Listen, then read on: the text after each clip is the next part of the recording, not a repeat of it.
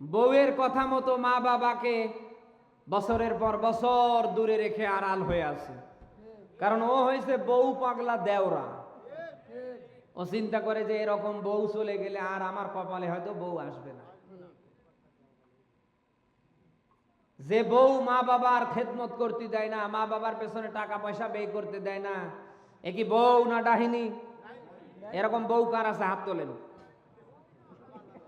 তাহলে এ ওয়াজ দিয়ে লাভ নিত ভাই, সব আল্লাহর ওলি বসে আছে না। নাসাইর হাদিস বলছি, কি বলছি একটু মেলান।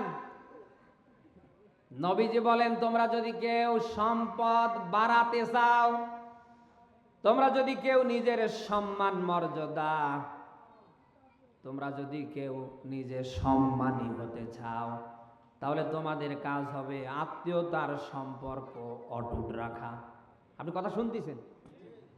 আমি আবারও বলছি, আপনি যদি অধিক সম্পদ চান, টাকা পয়সা চান, সম্মান চান, আপনার কাজ হবে আত্মীয়তার সম্পর্ক, রক্তের সম্পর্ক যেন অটুট থাকে, এটা যেন ছিন্ন না হয়।